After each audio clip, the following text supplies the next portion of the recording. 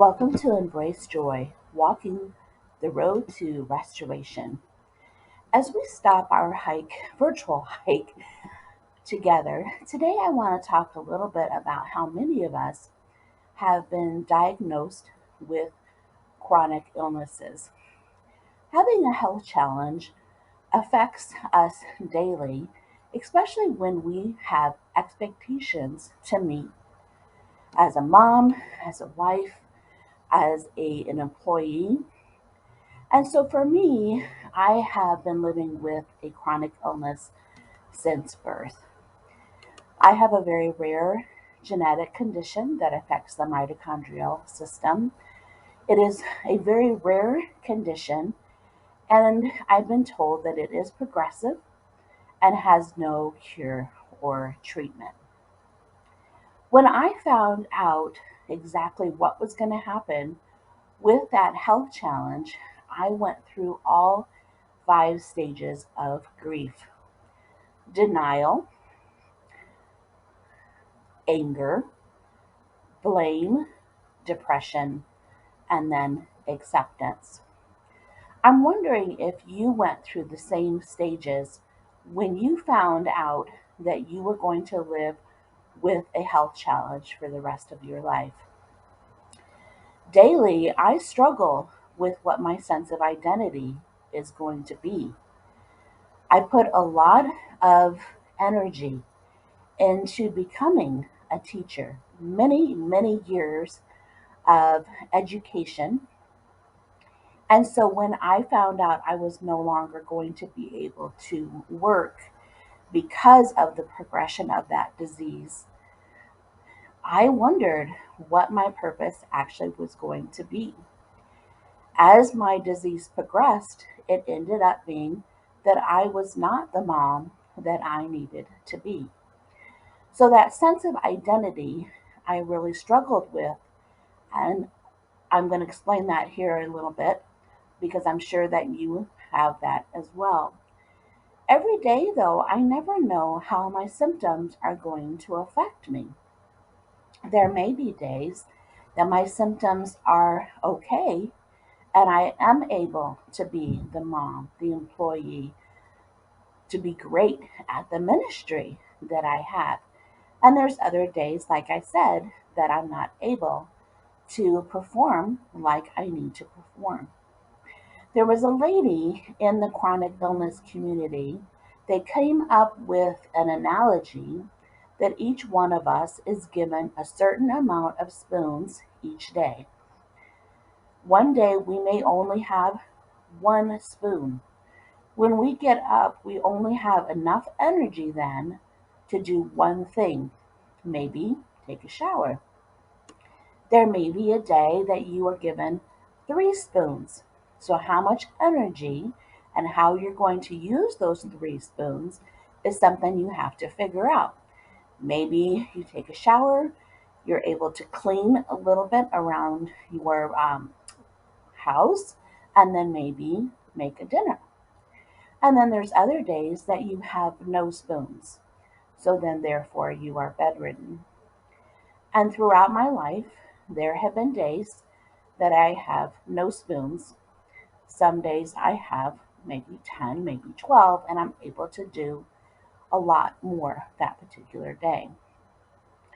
So I'm going to go ahead and put a link in the description where you can see an image as to how those spoons play out in your life with a chronic illness. There are many days, like I mentioned, that I want to control the situation. I want to figure out how to fix my symptoms.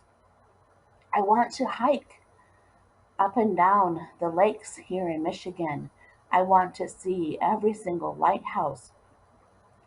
And yet, I don't have enough spoons to do that.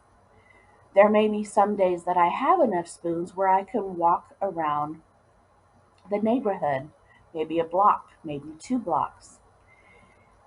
But again, that's not really what I want as my quality of life. Over the years, I have had medical doctors that have been very negative, very egocentric. At the same time, though, I have come across some medical doctors and nurses that actually were helpful.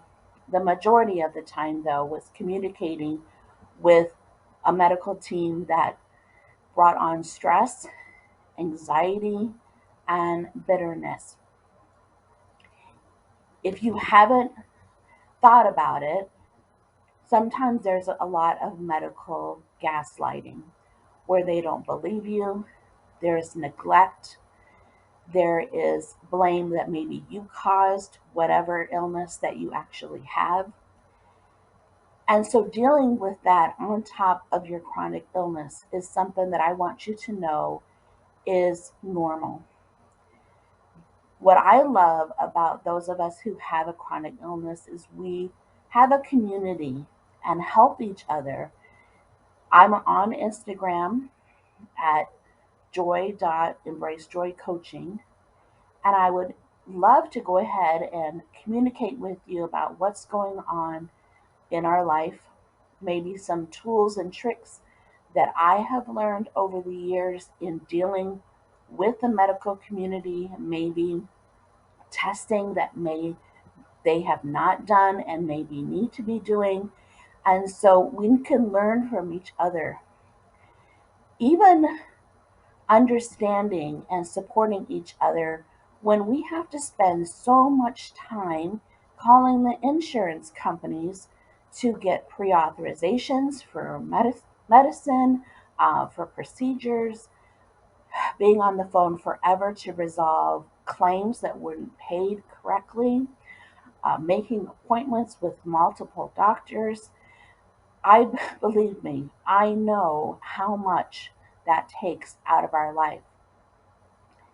It can actually bring even more symptoms like headaches and digestive issues, and it is very, very frustrating. We need to stick together and do this together.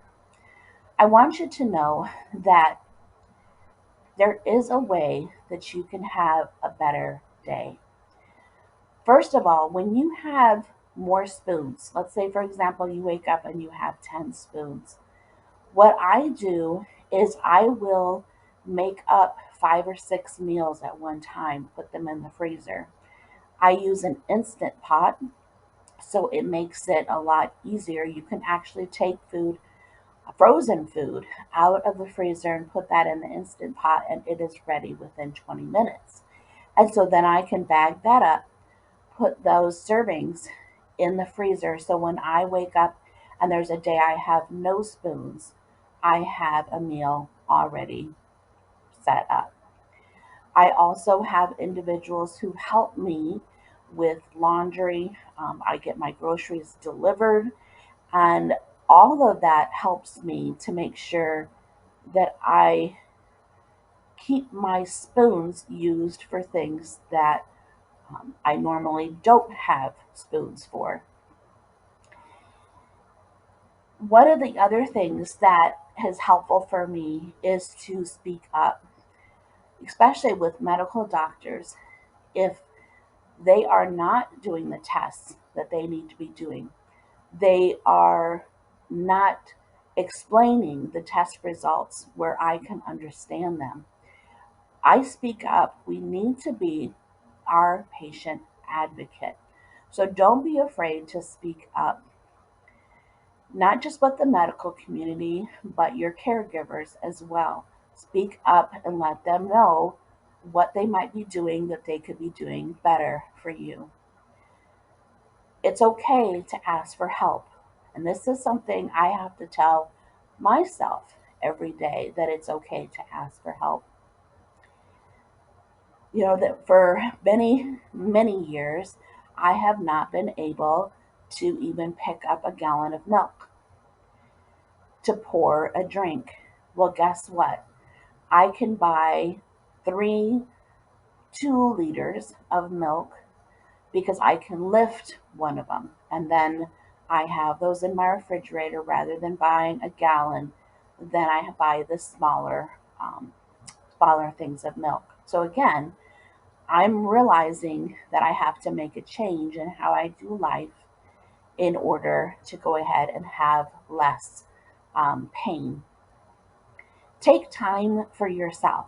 If you have no spoons on a particular day, rather than putting yourself down, rather than grieving and being depressed that you have no spoons, it's okay to have a Netflix marathon. It's okay to listen to an audiobook. Take time for yourself. Snuggle into that warm blanket and watch a movie. Love yourself even on the hard days. The other thing that I do that is very helpful is to cry out to the Lord. He understands the groanings of my heart. Because of my genetic condition, I have what's called stroke like episodes. Sometimes I literally am not able to talk, I have no vision. And so on those days, I truly am groaning to the Lord. I can't speak out loud to Him, but I can pray internally. And He answers my prayer. He comforts me in that situation. So, again, for those of you who have health issues, you are not alone in this. This is something that is going to end. There are things that we can do to manage our symptoms, but also to help change our quality of life. I hope that you will reach out to me and we can learn from each other and support each other. Not only the things that I mentioned, like speaking up, asking for help, taking time for yourself, but there's other things that you can do to manage your symptoms that I have found effective over the years, and I will be here to help you figure that out as well. You are able to be restored. God promises He will restore your health and heal your wounds. It may not look like what we want it to look like, but He is walking with you on this road to restoration. And even in the midst of the hard time, there is joy every single day.